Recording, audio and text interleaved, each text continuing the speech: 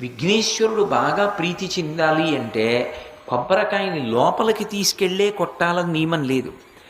దేవాలయం మూసేసి ఉన్నప్పటికీ కూడా ఈ దేవాలయం ఎదురుగుండా రహదారి మీద నిలబడి విఘ్నేశ్వరుడికి కొబ్బరికాయ చూపించి నేలకేసి కొట్టేస్తే, దాన్ని పిల్లలు ఏరుకు తినేస్తే కొబ్బరి చెక్కల్ని సాక్షాత్తు విఘ్నేశ్వరుడు తినేసినట్టు.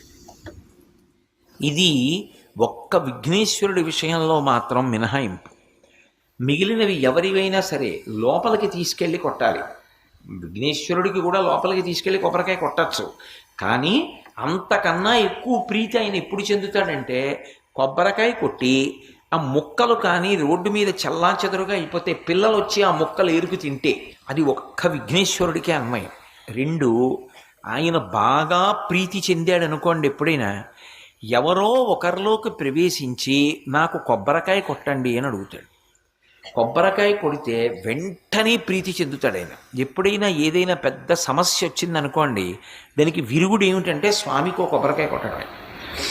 శంకరాచార్యుల వారి మూర్తుల్ని వాహనంలో పెట్టి రామేశ్వరం పంపిస్తున్నప్పుడు ఆ వాహనం యొక్క ఇరుసు విరిగిపోయింది, మూర్తుల్ని కిందకి దింపడానికి లేదు, వాహనాన్ని ఎత్తి ఇరుసు సరిగ్గా బిగించడానికి లేదు, మరమ్మత్తు చేయడానికి.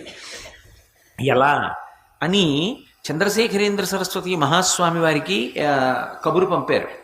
స్వామివారు అది విని అన్నారు, ఎక్కడ విరిగిపోయింది, ఏ ఊళ్ళో ఆగిపోయింది వాహనం అని అడిగారు.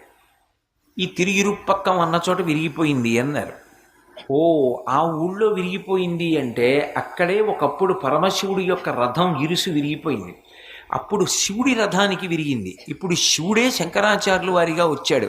శంకరాచార్యుల వారి మూర్తి వెడుతుంటే మళ్ళీ విరిగింది.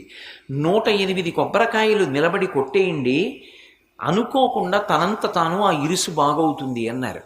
వెంటనే 108 కొబ్బరికాయలు తెప్పించి ఆ అరుచుపక్కం క్షేత్రంలో విఘ్నేశ్వరుడు యొక్క దేవాలయం ముందు కొట్టారు. కొట్టిన తర్వాత అనుకోకుండా లోపల ఉన్న విగ్రహాలు అలా ఉండగానే ఆ వాహనం యొక్క ఇరుసు బాగు చేయడానికి అవకాశం దొరికింది.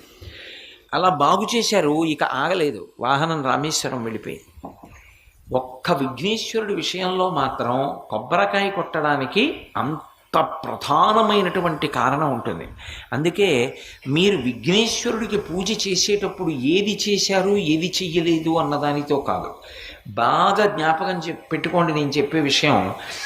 మిగిలిన రోజులలో అయితే తప్పకుండా కొబ్బరికాయ కొట్టడం మంచిది. విఘ్నేశ్వర చతుర్థి నాడైతే కొబ్బరికాయ కొట్టడంతో పాటు దోసపండు నైవేద్యం పెట్టాలి.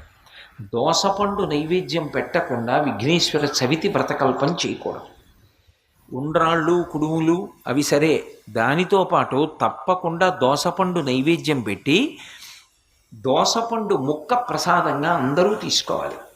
అది విఘ్నేశ్వర వ్రతకల్పంలో అత్యంత ప్రధానం. ఎందువల్ల అంటారేమో, ఆయన గజముఖంతో ఉంటాడు.